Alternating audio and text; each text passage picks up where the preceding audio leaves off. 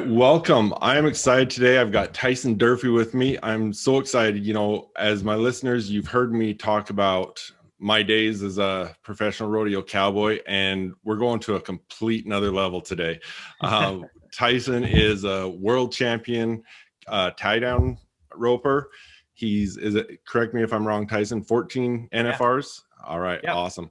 Yeah. So, but the thing I really love about Tyson, besides his skill and abilities in the rodeo arena, is his focus on mindset. And that's why I wanted to reach out to him and talk to him today, because I've talked a lot about everything from preparing to get out there and steer wrestle to visualization and everything.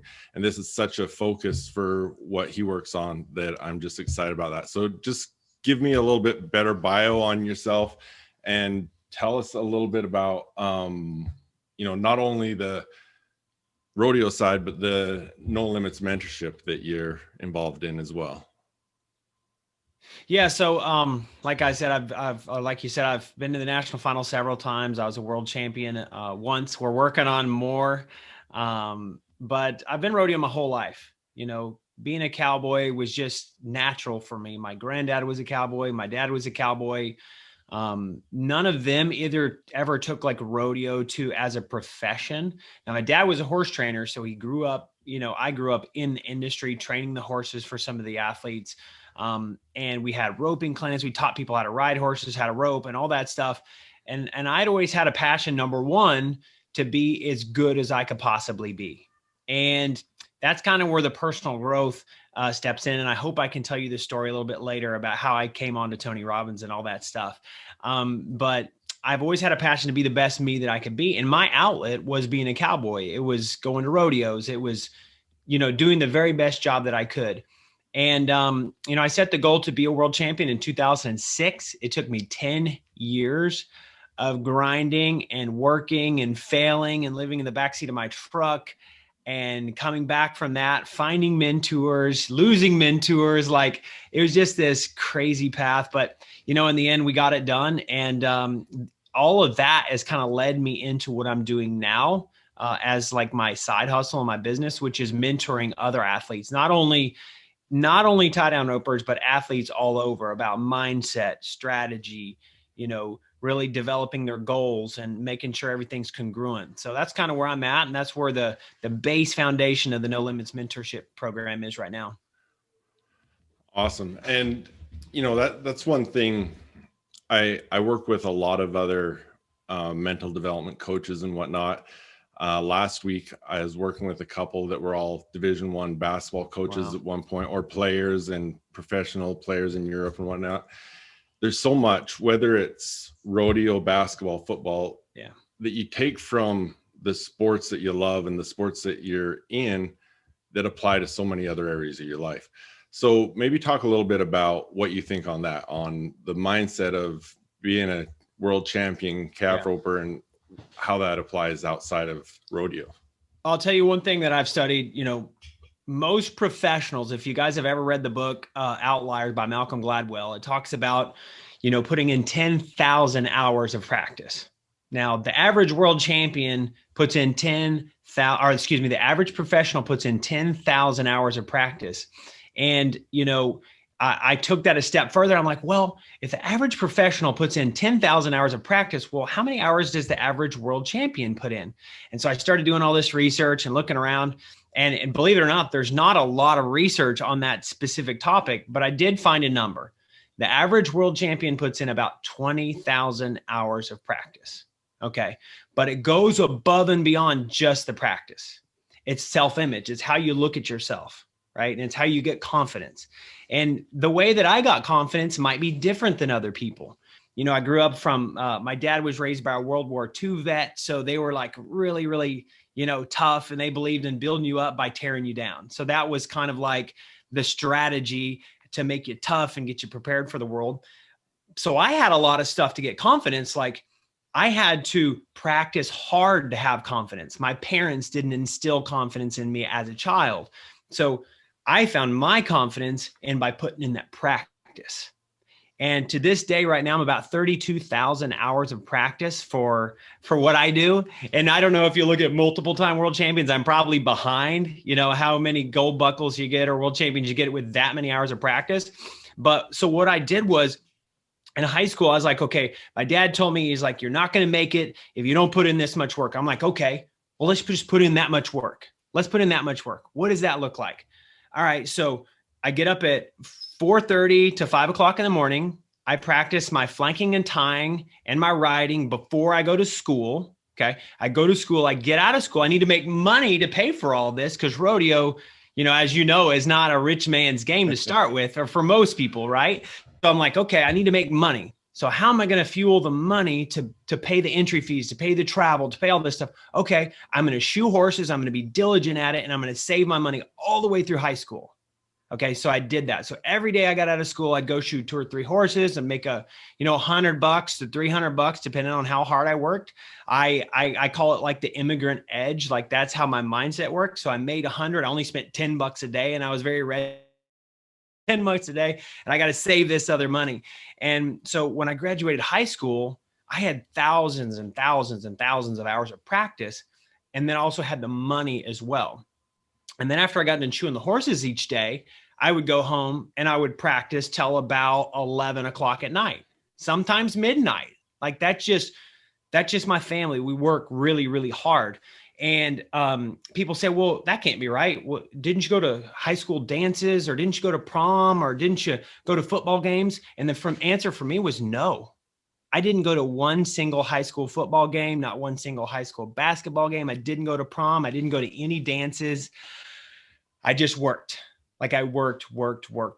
Now, that's my path. That's not the path for everybody. I had a lot of catching up to do because I didn't believe in myself. If I made a mistake, I would spend an hour beating myself up, telling myself I was stupid, that I was no good, that I wasn't going to make it, because that's the habit that I learned from my parents, from my dad, right? That's how he motivated himself. And I didn't realize that world champions don't look at things that way, right? You got to build and have sustainable confidence that takes you through the valleys and the peaks. And for me, the way that I got that was the amount of practice that I put in. I felt like I actually deserved more than the other competitors. So when I'd go to a competition, I'd say, all right, none of these other guys woke up at 5 o'clock and put 2 hours in before they went to school. None of these other guys went on 4 hours of sleep last night or 5 hours of sleep last night. None of these other guys had to go shoe 3 horses every single day for the last 4 years to be at this rodeo. And so I began to build myself up that way. And it's kind of part of my, I call it my pregame prep routine. It's building myself up to really seat that confidence in my mind, saying, okay, you deserve this more than anybody else because you've grinded and worked so hard. Now, like I said, that does not work for everybody. And you don't have to do it just like I did it. But that's what got me to that point where, you know what, I believe in myself. I can do it. I'm going to go do this. That's awesome. It reminds me of another world champion, Michael Phelps. He talks about, in the swimming world, they practice hard. They go 5 days a week. 6 days a week. Mm-hmm. Well, doing that in the swimming world, take off is like 2 steps back. So you're on Monday, you're starting over again. So he was going 7 days a week, looking at it as the same way. No one else is doing what I'm doing. So that's where my confidence is coming from. And he also, I remember listening in The Compound Effect, Darren Hardy talks about Michael Phelps having a big memory of, he actually got off practice a little bit early one day so he could go to a high school dance. So you've got to sacrifice. And, as I talk to high school athletes and we talk about the 10,000 hours, I don't think it really clues in until you start putting it into perspective. If you look at, did you say 32,000 hours? That's where I'm at right now. Yep. So that's 4,000 8-hour days. Yeah. That's a lot. Yeah. And so I think that it is, but one thing I go back to, like the 10,000 hours for the people that I mentor, it's a goal, but it's a lifestyle. It's a lifestyle. So it's not like, oh man, I'm at hour 122. I only got 9,800. You know what I'm saying? Like it's a lifestyle. It becomes who you are, and it embodies everything that you do. And you know what? If you love what you do, it doesn't matter. And that's another topic that's so important. You know, Michael Phelps, yeah, he grinded. And I remember reading his book like 10 years ago, and you know, he's winning all these gold buckles and doing all this amazing stuff. And he's winning by like 1,000th of a second. Like, it's not like he's winning by 0.3 of a second. You know what I'm saying? So if he hadn't put in that extra work, that dieting, that stretching, that swimming, that those hours in the pool, in the gym, like he could have easily ended up second. And I hate to say it, but the only person that remembers second place is the person that got it. You know what I'm saying? Right. And because I've been there so many times, I've been on the cusp of winning a world championship 5 times. And the ones that hurt the most are the ones where I was so close and fell short, you know? Yeah. No, I love that. And I love what you talk about, how you've got to love it, because to go every day and say, no, I'm not going to go to those. I don't have an interest in going to those football games because this is what I love. This is what I'm doing. Yeah. That is such a different mindset, and it's where the success comes from. Yeah. So I agree. Go ahead. No, I just to elaborate on that. And I don't want to, you know, I think grind culture is very popular right now with the rise of, you know, social media influencers. But when we talk about grinding, it's because we love what we do. It's not like we're grinding and we hate and it's not like we love every single moment of what we do. We don't like cleaning up the stalls after our horses go to the bathroom, but as a whole, we really love what we do. So it's actually not that bad of a deal. You know, it's something that you love. So you just do it. And for me, like, I wasn't particularly like a strapping young man in school. Like, I wasn't like the muscle kid. I was tiny. I was skinny. I'm pasty white. Like, I wasn't the most popular. None of the other kids in my school, like, even knew what my sport was. They didn't know that I wanted to be a state champion in high school. And when I was a state champion twice, nobody ever knew it in school. It wasn't like they announced it like they did if the football team won it. So I was just working hard in silence. You know, I was working hard in silence because I liked it. And my role models were, you know, Joe Beaver or Fred Whitfield or Cody Ohl. And I'm like, someday I'm going to rope against those guys. And you know what? I'm going to beat them. Maybe not every time, but I'm going to beat them. And so that's really what pushed me. Talk about that. You talked about mentors, gaining mentors, losing mentors, all those sort of things. Talk more about mentorship. Yeah. I mean, the quickest way to the path of success is to model the behavior of somebody who's done it before you. Okay. So as I was growing up as a young man, there were 2 things that I really wanted, right? 2 things. Number 1 was to be a successful roper, the best in the world, be among, you know, top ranked guys for numerous years in a row. I didn't want to be a one-hit wonder. I didn't want to make it there once and then pop out. I wanted to consistently and consecutively stay at the top. Okay. That was goal number 1. Number 2 was to be financially free while doing it. Okay. Because I grew up with nothing. My parents got divorced at a young age. I had a very urban upbringing at the beginning of my life. And I got so wild and so crazy running with the wrong kids, stealing and doing all that stuff that my dad said, hey, you need to get out of there and come with me on the ranch. So I went from baggy pants, MC Hammer pants, long hair, Snoop Dogg, Dr. Dre, like style, like lifestyle, to like country boy, you know, jeans, boots, shirts, that kind of stuff. So I've kind of like lived a little bit of both lives. Well, financially free was very difficult to do, right? And I'm still a work in progress, doing very well, but I'm still a work in progress. In my sport, for those of you that don't know about it, you could be the very best in the world, demand media, have, you know, television time every week, but still be broke. or still be, Yeah. you know, just getting by or making a decent living. So those were the two things for me. And one thing that I did was I used my fame, because we have, you know, magazine coverage, TV coverage. I used my fame to build other businesses that are supported by that fame in the arena. Much like Magic Johnson did, you know, when he left the game event of you know, in the NBA, much like Michael Jordan or Tiger. Now, I'm nowhere close to their level, not even on the radar, but because I was getting all this free leverage from media, I was able to build my businesses much quicker to make myself, you know, at least financially free to a certain extent. And I will tell you guys, in 2012, I bought my first place here in Weatherford, Texas. Now, I'd bought other real estate around and traded. When my wife and I closed on the property, we're fixing to get married, we had $750 in our pocket. We borrowed the down payment from my in-laws, and we were like really struggling. Granted, guys, I was the best in the world at what I did at that point, right? But there wasn't a lot of money left over, because it takes a lot. You got to buy new trucks, you got to buy new trailers, you got to buy new horses, you got to buy calves, build arenas. Like, it just takes a lot. Now, when I was at that point in 2012, I decided, okay, I got to be really sharp with my capital. Really. And this is the brokest I've ever been. I mean, I had more money when I got out of high school than I did at that point. I said, all right, we're going to start these businesses. My wife said, hey, I'm going to help you hustle sponsors. So we got really focused, really dedicated.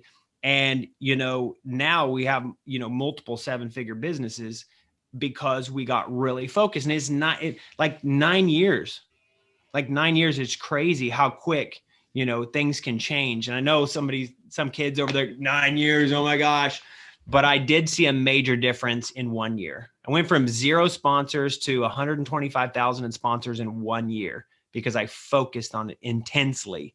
So, you know, for you guys out there, you can make that shift, that transition, but it takes intense focus, massive action, and don't get distracted by the naysayers. Everybody's saying, oh, you should do this. Oh, you should do this. You got to do what you know is right in your heart. That's awesome. And you know what? I was actually having a conversation about this on the weekend, talking about rodeo and just as the sport itself. And you don't have to use your numbers, but just to give someone an idea, you know, how much a world champion makes, how much does it cost them to travel to make that? And also, just for those that have no idea, what's a good roping horse worth? Yeah. Okay. So we're at a precipice right now in the rodeo industry. Okay. The year that I won the world in 2016, so we're looking at, you know, 5 years ago, I won 220,000, I think, on the season that year.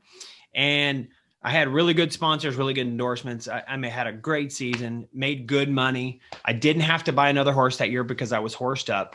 But prior to, you know, 2016, 17, 18, like, you could go to the NFR and win the world with 200 grand, but you might have to buy a new truck, 70 grand, a new trailer. Even if you're very conservative, which I am, I never pulled a big fancy trailer. You know, that trailer is going to be 80 grand. I mean, upwards to 200 grand, depending on your taste. And if you like payments, I don't like payments. So I always went towards like the $70,000, $80,000 trailer.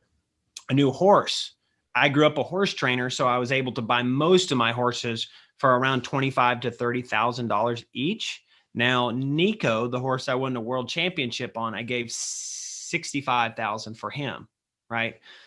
So a good horse can cost I've seen him sell for $150,000, and I've seen, you know, a horse that somebody successful then buy for $35,000 or $40,000.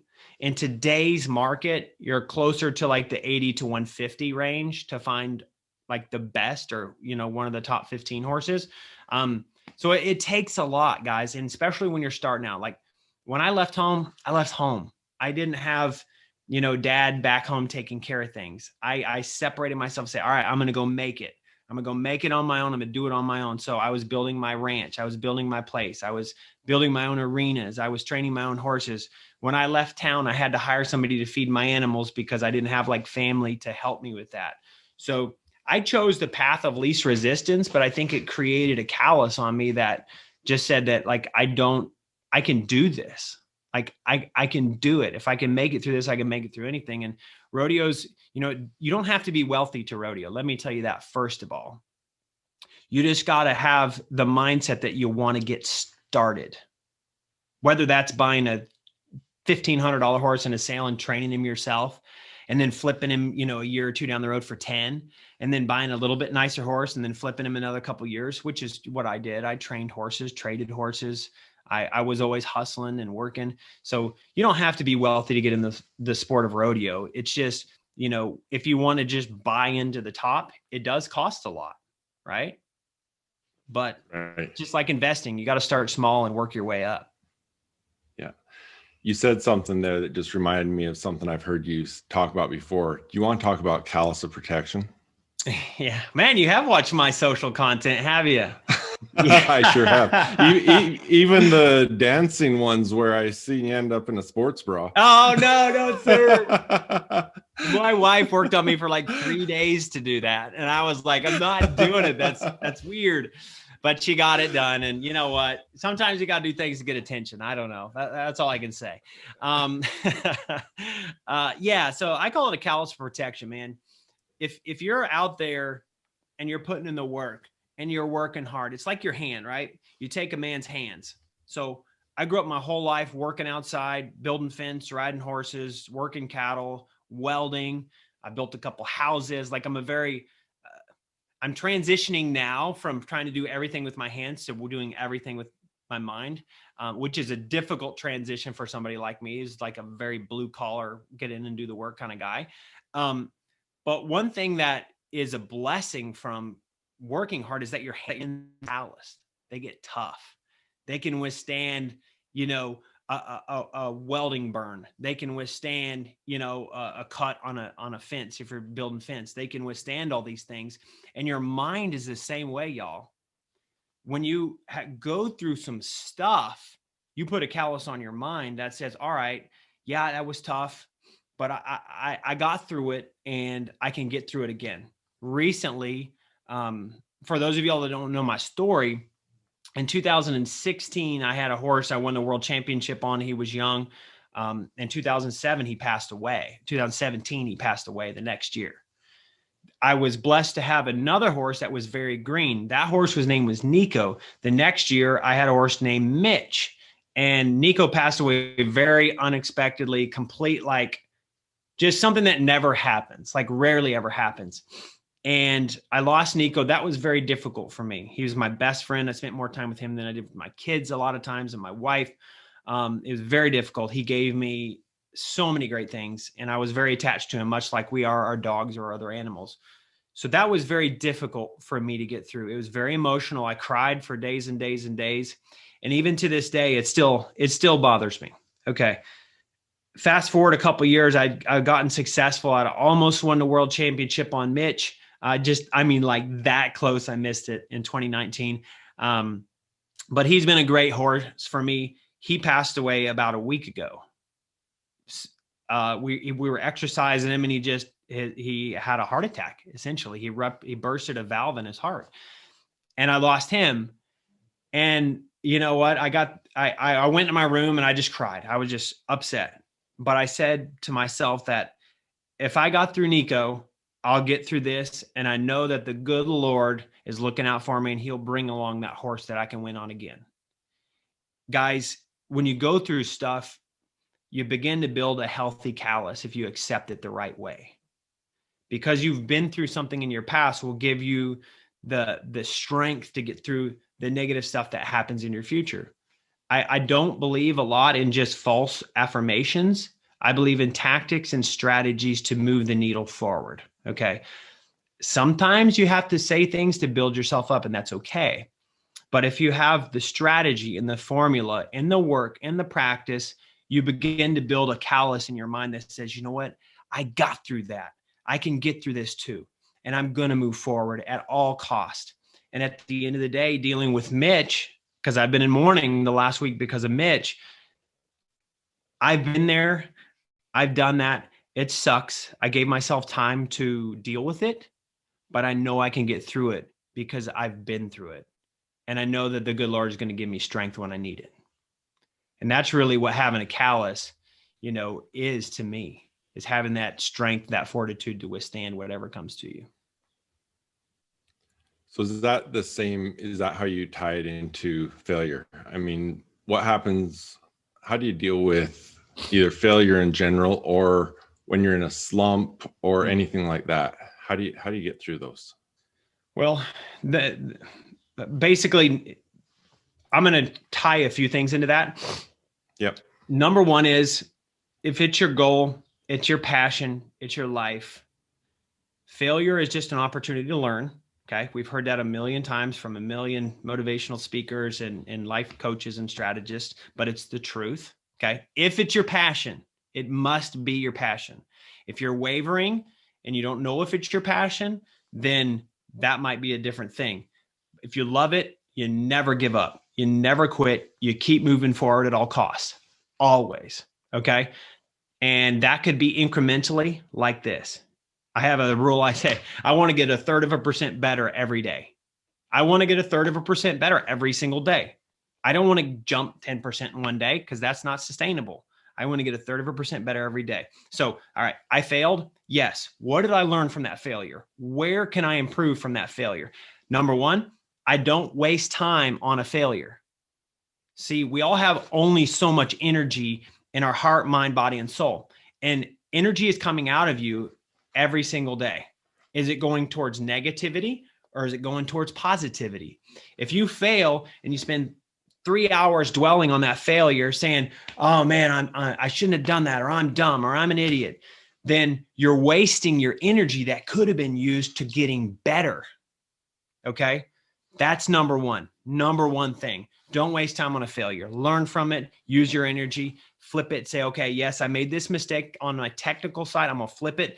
I'm going to make it a positive and say, all right, when I go to practice, I'm going to do this, this, and this to overcome that failure. And I'm going to do it to make it a habit so that that failure doesn't happen out of habit. Okay. Number two, realize that the only good things in life that come to you by moving forward.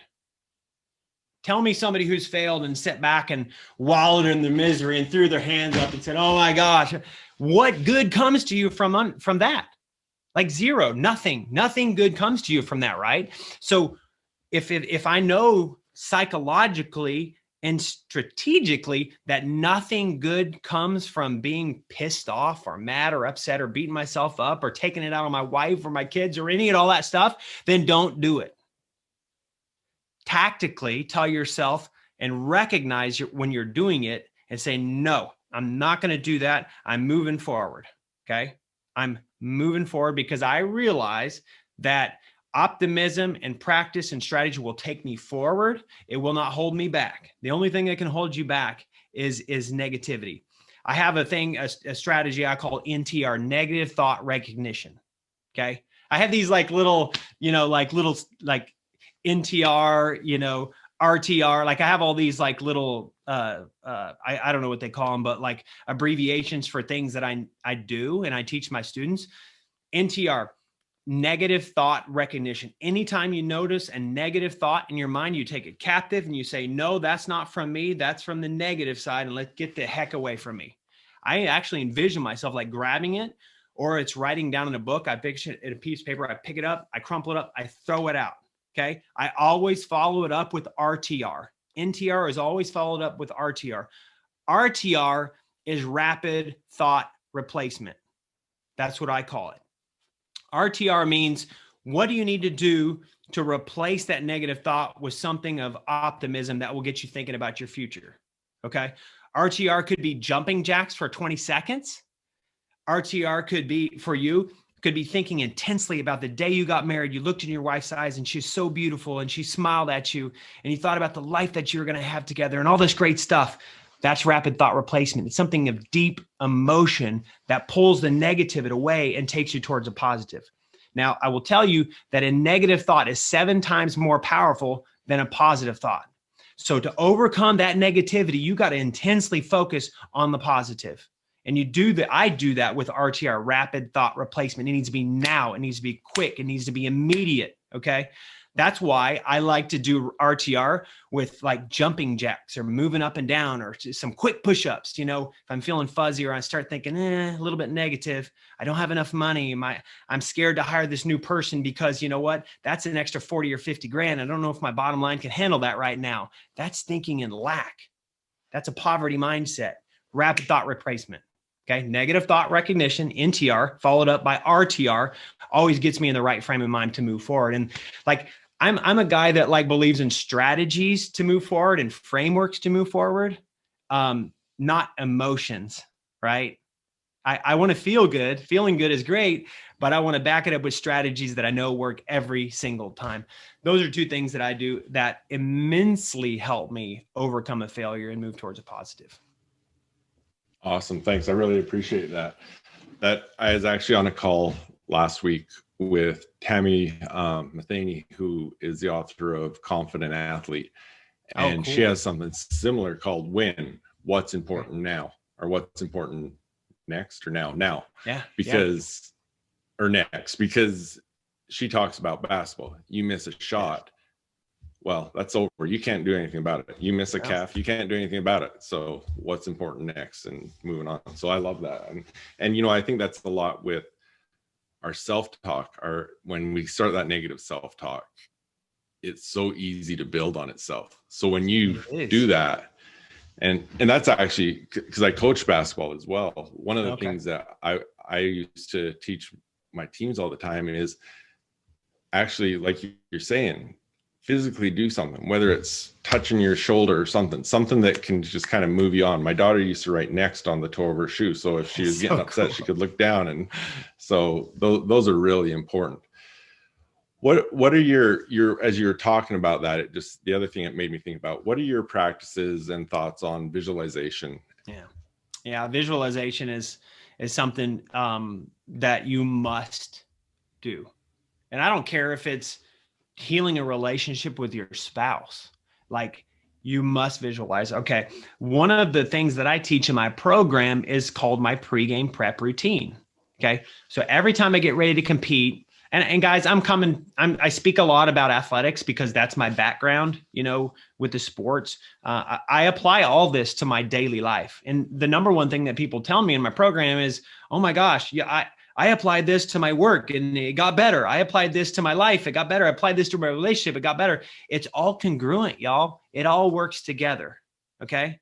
If you had a fight with your spouse, NTR, RTR, like, you know, it all works together. So if I'm getting ready to compete at a rodeo, I use my pregame prep routine. It's something I teach. I teach it to all my kids, my other, you know, amateur athletes, my professional level athletes. And basically what it is, it's a complete outline of how I prepare to get ready to go. Okay. Number one thing, when you're getting ready to compete, you got to fight out the negativity that cannot enter your mind. Fight out the negativity by positive motion always. Jumping jacks, move up and down. If anybody's ever seen me compete on TV, I'm like behind the box, like constantly jumping around, jumping up and down and moving it around. I learned that from Tony Robbins many, many, many years ago, and it works. It really works. Okay. It's much easier for me to visualize when I'm in a positive mindset. Okay. So the reason that I jump up and down is to release endorphins in my body to make me happy and positive so that I can think and visualize in positivity. Okay. Now on the flip side, let's say you paid all the bills for the month and you're at your desk and you try to close your eyes and say, oh man, I've got $1 million in my account. I've got $1 million. You can't think that way because you just spent $20,000 in bills. Right? So you have to have something that bridges the gap to allow you to think positively before you visualize. And I think that's where a lot of people miss visualization. They sit down, the kids scream and the diaper needs change and they're trying to visualize it. Guys, you got to get into a space in your mind where you're in a quiet place. You're very optimistic. You got to close your eyes and visualize the future that you want. Now, within visualization, specifically what I do when I go to compete at a rodeo or any athletic event, I envision the thing that I want happening 10 times over again. And if I make a mistake within the 10 in a row, I go back to 1. All right. So if I want to rope this calf or whatever, or make that basketball shot, I visualize myself dribbling down the court, the right hand side, faking some guy out, going 3-foot line, jump shot, swish, right side, middle, left side, baseline jumper, beating a guy, coming up the lane for a layup. Like, I visualize every scenario to get to the outcome that I want. That way, when I hit that scenario in real life, it's not a surprise. Okay. And I do it 10 times over again. And if I make a mistake one time and 10 times, I start over again. The first time I did this, the first time my mentor gave me this strategy to do, it took me 3 hours to get to 10. That's a lot of focus. That's a lot of intensity. It took me 3 friggin' hours. I remember getting to 8, 2 or 3 times and be like, oh, don't mess up. And then a negative thought would pop in my mind and I would miss my calf or I would make a mistake. And then I would have to start over and I'd be like, oh my gosh, I got to start over at 1 again. But what it does, guys, it's flushing out your negativity, your insecurities, the things that's holding you back, the thing that somebody said to you in your past that you've held on to for the last 10 years. It's flushing all of that stuff out, guys. I would tell you that visualization is amazing. And I know you can do it one time. And you'll find that if you can take my 10, I call it the 10 run challenge, but if you can take it, the 10 visual challenge and get to it 10 times, you feel like you're bulletproof in your mind and nothing that anybody says sticks to you. Okay. It just like water off the duck's back. They throw it on you and it just falls right off. Nope. I just did it 10 times in my mind. It's no problem. I got this.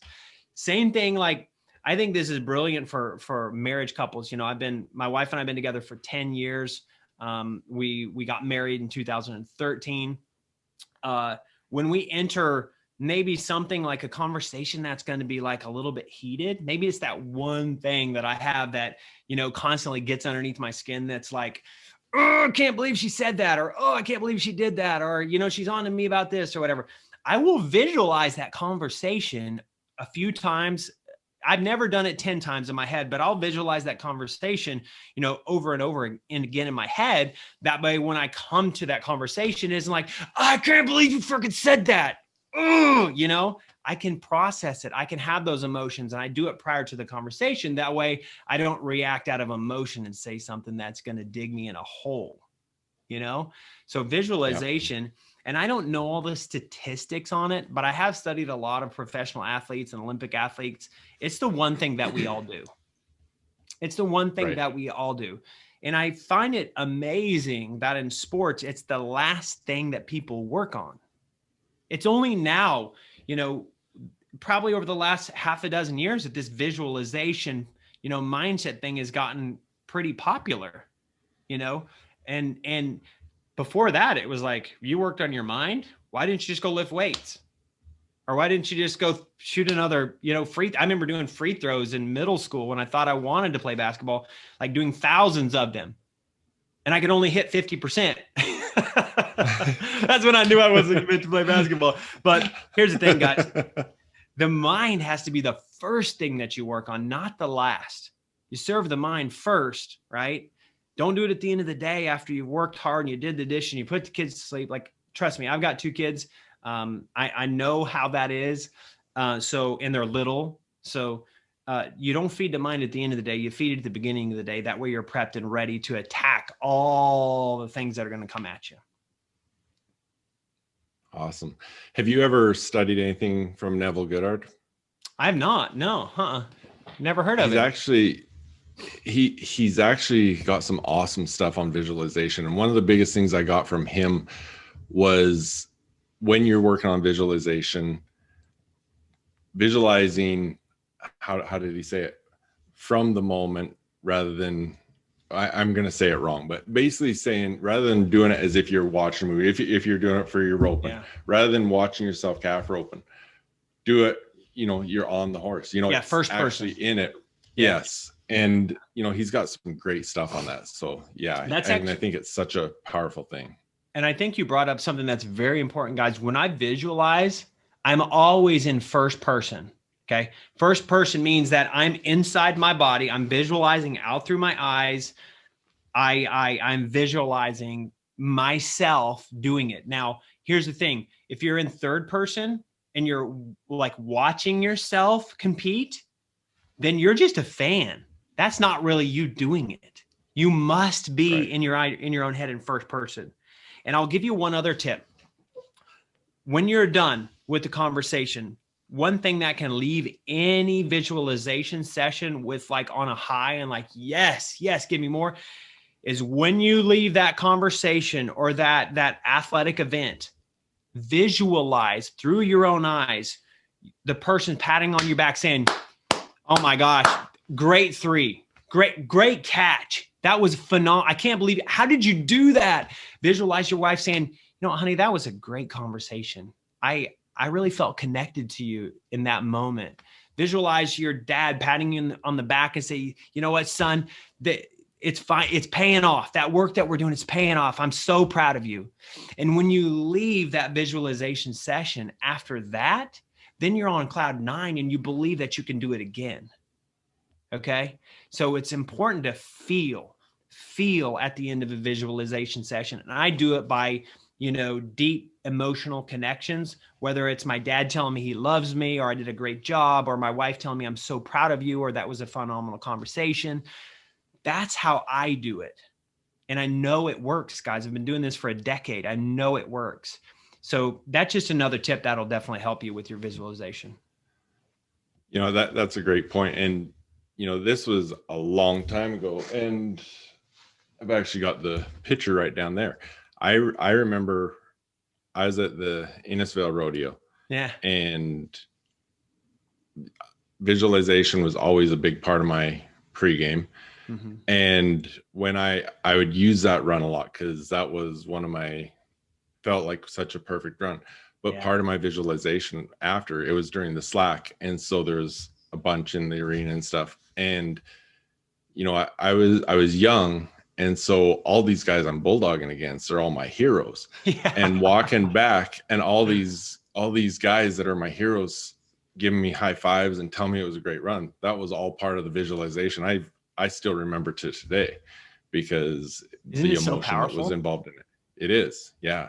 Yeah. And I love, you know, for those of you that don't know rodeo, bulldoggers are the best group of guys in the entire rodeo. Now, everybody in rodeo is pretty good people. Like we're good folks. But bulldoggers, that event specifically is just unbelievable. They cheer for everybody, that even if it's a guy that they're battling to win the world champion, if he makes a good run, they're going to cheer for you. If you're a young guy like Jeff at Innisfail, they're going to cheer for you. And just really remember that. Remember the feeling that you had after that competition, after that run, you know, visualize that. It means so much more if you can just finish off that visualization with that great feeling. You know, as you talk about that, so when I learned, it was my brother that taught me, but I had a lot of mentors to teach me how to bulldog. But one of my biggest was Blaine Peterson. Yeah. I would go up to his house every year, and he'd put on his school and he'd let me stay longer and stuff. But the fact that I could sit there with a world champion who's teaching me the ins and outs of it, and then, you know, Rod Warren, Rod Lyman, you know, Todd Bogus, all these guys just hanging out with me like I'm one of them, was such a cool part of the whole mentorship. And that's awesome. Pretty special. That's cool, man. What about yourself, for what you teach in your program, but also for what you do for yourself? What about goal setting? Yeah. And so it's funny that you say that. Like, I, for years, kept the journal every single day. Okay. Every single day I kept the journal. And it was kind of like a love-hate with relationship with the journal, because like where I grew up, guys, you don't show weakness. You don't cry. You don't show weakness. You dang sure don't journal. Journal is something for a 14-year-old girl, right? So I kept it hidden for a long time. Like I didn't want to tell anybody, but I did. You know, I was an avid reader of books and personal growth. So they were saying that you got to journal, and I'm like, okay, well, let's try this journaling thing. I will tell you guys this. I started journaling in 2005, 2006. I want to locate these journals because I want to post my journal entries someday. And the first two statements every single day were, I will be a world champion and I will make $200,000 a year. Okay. Now, folks, today's society, $200,000 is not very much. But at that time in 2006, I had nothing, zero. And so my mind, as big as it could conceive, was 200K. That was as big as I thought, man, if I can make 200K, I'll be set. That's as big as it could possibly ever conceive. At that point in my life, granted, I was 22, 23 years old. I just dropped out of college. I'd moved from Missouri to Washington State. So like 200K was big. Now, I hit both of those. I did both of those. The financial one hit really quickly, like a couple of years. The world championship took a decade. Okay. Now, had I not journaled that and had that as a main point of focus, I wouldn't have got it done. If you watch people, and I'm reading a book right now that is amazing, that's probably not very popular, that I don't know a lot of people have heard about, but it's by Napoleon Hill. It's called Outwitting the Devil. It is unbelievable. Okay. Now, and whether you're spiritually believing God, it doesn't matter. This is it's a really good book, but it's Napoleon. He's interviewing the devil, and he basically calls out the devil as saying, okay, what's the biggest thing that keeps people from doing the things that they want? And the biggest thing is he teaches them how to drift. Okay. You drift through life. You drift through raising your kids. You drift through your finances. You drift through everything, and everything's just generalities. Everything's very open, just out there. Without that goal in front of you, you are just drifting through life. And you're falling into the trick that Napoleon Hill talks about in that book of called drifting. So I've always had goals. From the time I was very little, I wanted to have, a little kid, because we had nothing. I wanted money. I thought that money gave me freedom. Okay. I thought it would make everything perfect and no problems. I realized that was a lie. That was something that was a lie, but I had a goal to get $30,000 in my checking by the time I was out of high school. Okay. So I shot horses. I traded horses. I did all that stuff. I was always focused on that thing. And guys, you got to have a goal in front of you. Even if it's a sub goal or a small goal, day to day to day. Today, I want to get through this day without yelling at somebody. Today, I'm not going to get mad in traffic. Today, I'm going to tell my child that I love them because I've been so distracted at my work that I haven't said it to them in a week.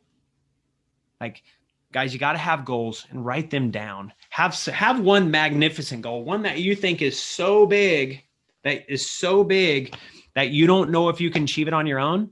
And then just have little ones that lead to that big one. Okay. Most people overestimate what they can do in a year and underestimate what they can do in a decade. Right. For me, if I would have looked, at 10 years ago, when I had that journal entry and I said world champion 200 a year, if I could see the life I have now, I would be like, that's not possible. Like, I couldn't do that. There's no way. And if I said I was going to do it in a year, I would have never done it in a year. But if I would have said I would have done, okay, a decade, I'm going to work diligently every single day. I'm going to keep that world champion and that financial goal in front of me. It's leading me. It creates a linear path to what you want. The thing is, we drift from side to side because of the distractions of the world. Okay. The news, there's a million of them. I don't need to list them all, but we get distracted, we get sidetracked. And what happens, instead of staying focused towards that goal, is we're going to the goal. And then, something bad happens. We lose our job. We go over here. And then we start to get it back on track and we're going towards that goal again. And then, maybe our wife loses their job and then we come back. And so we get so distracted that it takes us much longer to get to that goal. Now, I will tell you, everybody gets distracted. I don't care if you're Tiger Woods or you're the greatest cowboy in history or you're myself. It doesn't matter. Everybody does get distracted. But the people who can get back on track the quickest are the ones that achieve the goals the fastest. Okay? So important, y'all. I love that. Now, I won't keep you much longer. I know you've got a commitment you've got to be. I'm so enjoying this conversation, by the way. Yeah, no, this is so much fun. So am I. And, I was actually sitting here thinking, people that don't know the rodeo world, they've got their thoughts and stuff. What they're not gonna, most of them aren't gonna be thinking is you're sitting there right now with championship buckles behind you, your boots, your championship saddles, and expert secrets, .com secrets, traffic secrets. I like Russell Brunson. I love it. I love it. So just as I'm looking at your books over your shoulder, tell me, I've read Outwitting the Devil. I've loved Napoleon. Have you? Hill's Okay. work. Cool. Yeah. Tell me, what's your favorite book and what's been most influential to you? Oh man. I probably, obviously the Bible for me, my faith is probably the biggest thing to me. I started reading the Bible because I wanted knowledge, not because I wanted a relationship with Jesus. And it just happened. So probably the Bible by far. Above and beyond that, I don't know. There's so many good ones out there. Anything by Napoleon Hill's phenomenal. Earl Nightingale, I like those old school guys. Wayne Dyer's got some great stuff. Tony Robbins, I want to tell you this Tony Robbins story. Tony Robbins is by far the most influential person in my life, as far as mindset, goals, strategy, business, and all that stuff. But as far as a book, man, there's just so many good ones. And I would tell you that don't find a favorite book. You should always be in search of the next favorite book that you have. A lot of times for me, my favorite book is the one I'm reading right now because I get so excited about it. And then I'm like, okay, what's next? What else can I learn? And not only how can I learn it, but how can I actually implement it into my day-to-day life? Like, I don't want to do this just for entertainment. Like, I want to implement it too. So, as far as books, I don't think I can give one other than probably the Bible. Yeah. And that makes sense. I actually was on a show the other day and same thing. They asked me, I said, well, I can say Think and Grow Rich. I can say How to Win Friends, Influence People. But then I'm thinking, well, Expert Secrets and Shoe Dogs. I mean, it goes on. And and again, like you said, it's what are you reading right now makes such a difference too, because I've got 3 books sitting right here and I'm like, every one of those could be my top book right now. Yeah. So I agree. That's cool. Awesome. Well, I've loved this. I really appreciate you taking your time and just share with us some more about where people find you, more about your programs and all that sort of stuff. Yeah. You guys can always connect with me on, Facebook, my fan page on Facebook, my Instagram. It's all at Tyson Durfey. I'm very blessed to not have a name that anybody else has. So I've got my name on everything. My TDX coaching program is going to be coming out very soon. It is going to be a group coaching program. The No Limits mentorship program is mostly right now rodeo athletes. But you can always look me up on Google. I'm out there. Either me or my team will answer all the messages. I answer every single message that comes to me through social, and we go through and we organize and we get back to people. So yeah, if you guys ever need anything, you can reach out there. You could hit me up on an email. I'm a lot of different places. So I look forward to connecting with any and all of you whenever you need me. Awesome. I really appreciate it. And yeah, please go follow them. I'll make sure in all the show notes that I include everything so people can, if they haven't taken notes, they can go catch it there and make sure to follow you. But thank you very much. Really appreciate it. Glad to do it, my friend. Everybody have a great day.